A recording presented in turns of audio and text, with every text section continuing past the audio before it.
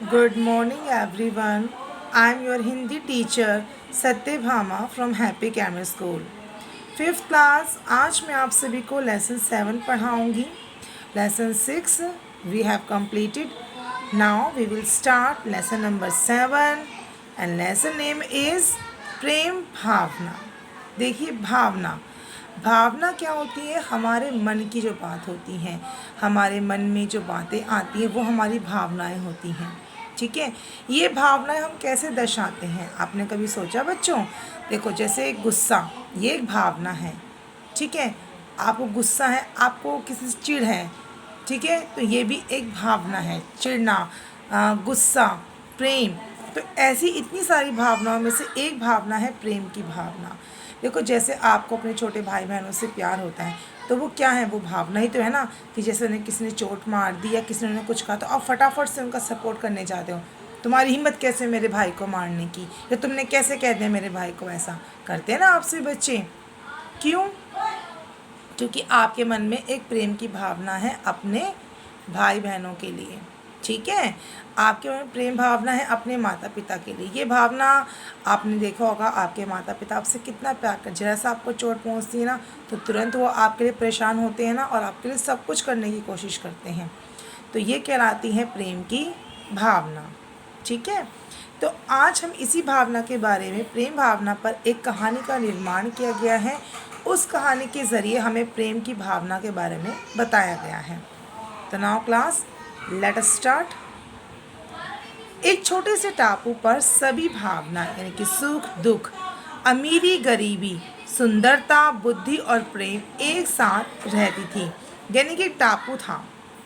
देखिए टापू का मतलब होता है जो पानी के बीच में, बिल्कुल पानी के बीचों बीच में जो एक छोटा सा टीला होता है जिस पे लोग रहते हैं, जिसमें बहुत ज़्यादा पेड़ पौधे होते हैं, तो उसे हम टापू कहते हैं.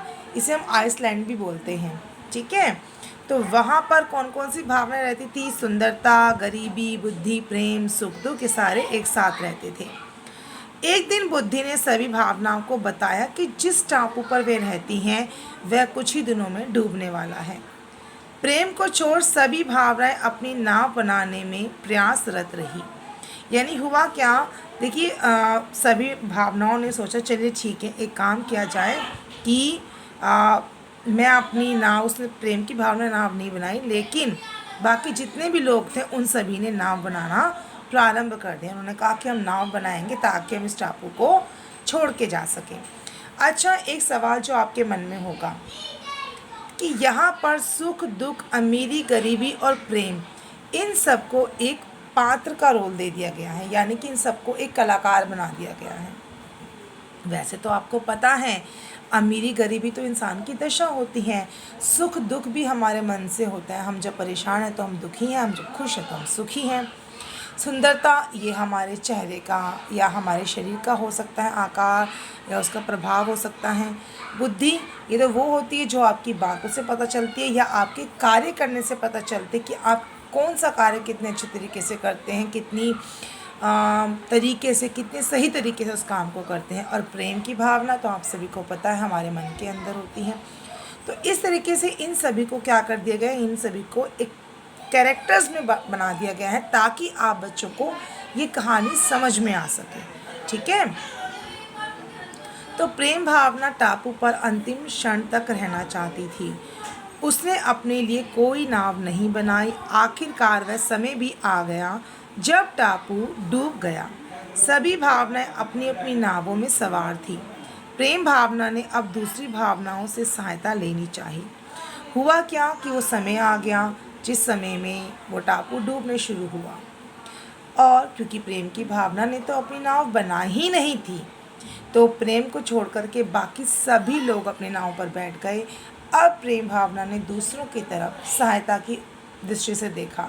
जैसे आपके बच्चे करते ना, कि जैसे आप मान लीजिए आप पेन लेके नहीं आते या पेंसिल आपके पास नहीं है, तो आपका जो फ्रेंड होता है या आपके साथ जो सीटमेट होता है, जो आपके साथ एक ही बेंच पे बैठता है, सीटमेट यानी, तो आप उसकी तरफ देखते हैं बड़ी बहुत मतलब कहते हैं ना एक आशा भरी निगाह से, यार तेरे पास पेंसिल है तो दे दे मुझे प्लीज़, आप करते ना ऐसे, तो वो आपको दे देता है.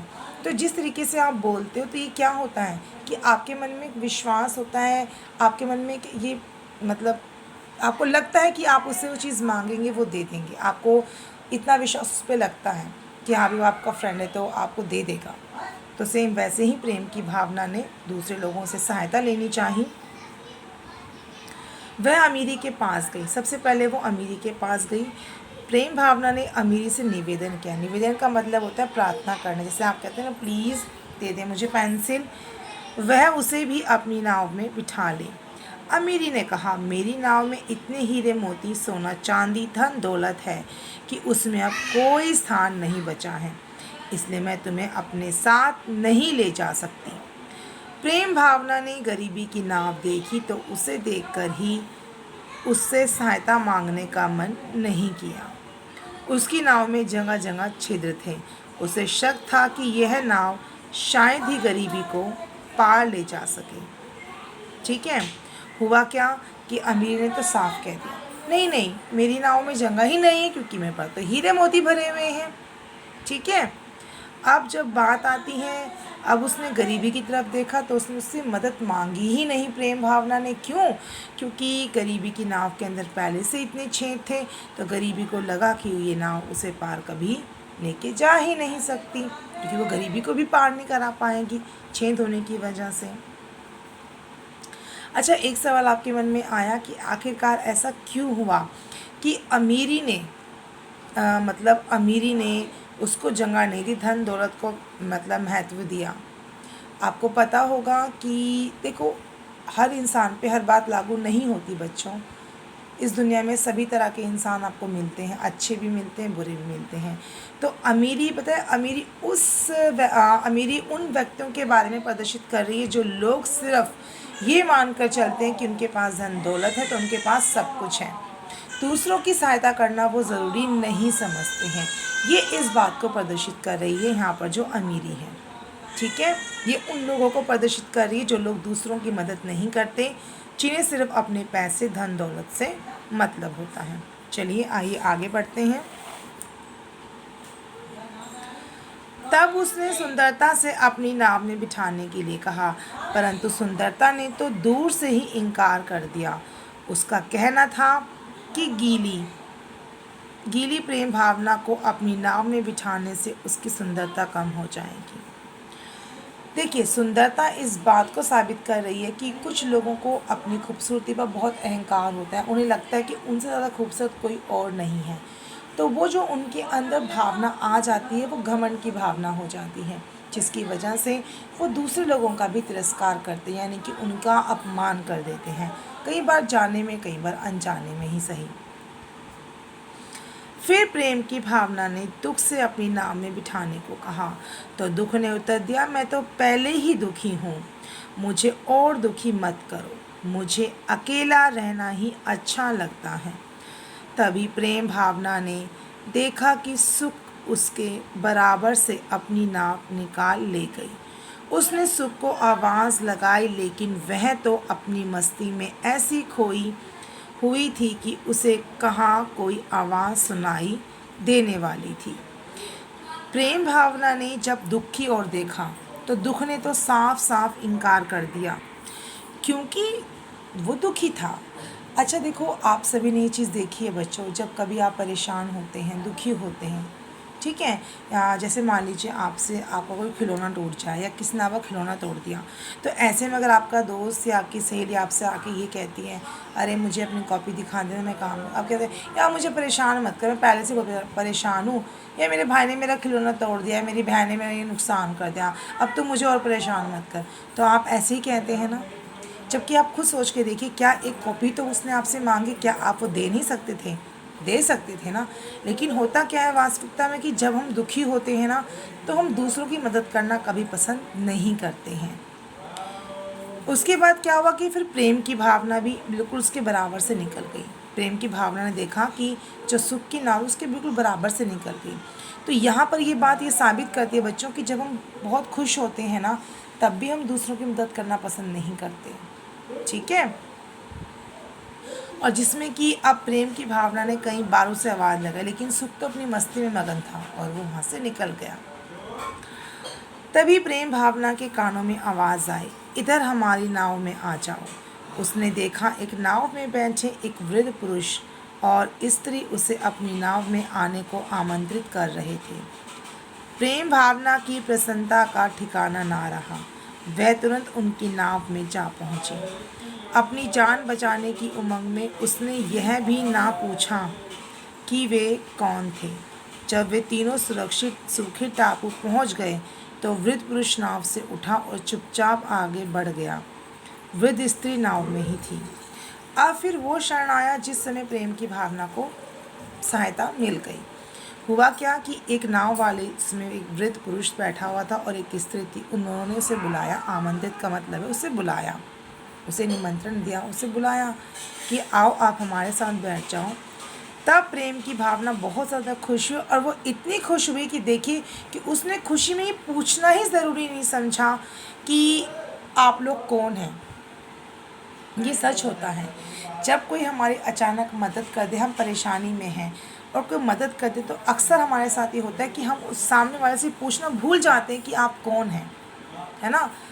आप कौन हैं, आप कहाँ से, आपने हमारी मदद करी है। कई बार लोग शुक्रिया कहना भी भूल जाते हैं। तो जब वो लोग टापू पहुंच गए, सूखे टापू पर, तो नाव में से वो जो पुरुष था वो उठकर चल दिया और स्त्री नाव में ही रही। एक बूढ़ी स्त्री जो थी नाव में ही रही। प्रेम भावना ने उनसे पूछा, मेरी जान किसने बचाई? वह वृद्ध तो चले गए, कौन थे? अब प्रेम की भावना ने बाद में पूछा।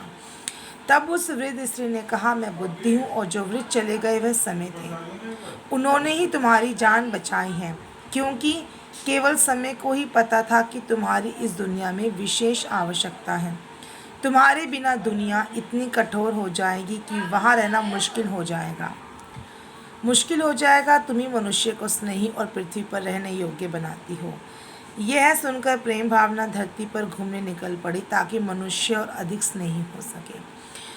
उसके बाद जब वो सूखे टापू पहुंची तब प्रेम की भावना ने उस बूढ़ी स्त्री से पूछा कि आखिरकार जिसने मेरी जान बचाई वो कौन है। तो उसने कहा, जो वृद्ध व्यक्ति हैं जो चले गए वो समय है और मैं बुद्धि हूँ, यानी कि मैं बुद्धि हूँ और वो समय है जो वृद्ध पुरुष थे जो चले गए हैं।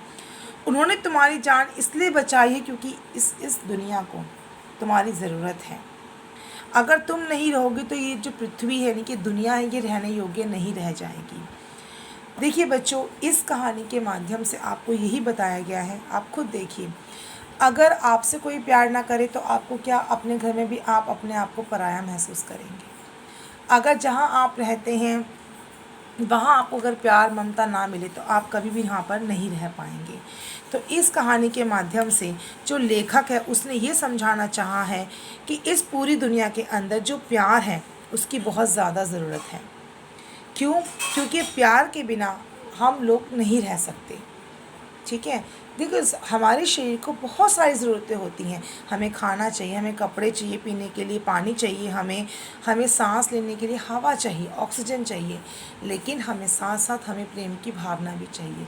अगर कोई हमें प्यार से ना समझाए, हमें कोई प्यार से कुछ समझाएगा नहीं, हमें कोई प्यार नहीं करेगा तो हमें सभी लोगों से हमें घृणा हो जाएगी, हमसे तो कोई प्यार ही नहीं करता। आपने देखा है ना, घर में सबसे अच्छा उदाहरण बताना चाहूँगी बच्चों, जिस घर में आप 2-3 भाई बहन हैं, वहाँ अगर मम्मी सिर्फ आपको ही डांटती हैं और छोटे को कुछ नहीं कहती तो आपको क्या लगता है, कितना गुस्सा आता है ना, मम्मी आप तो सिर्फ इसी से प्यार करते हैं, आप मुझसे प्यार नहीं करते। पर ऐसा होता नहीं, क्योंकि वो आपसे प्यार करते तो हैं, आपकी गलतियों में आपको डांटते हैं।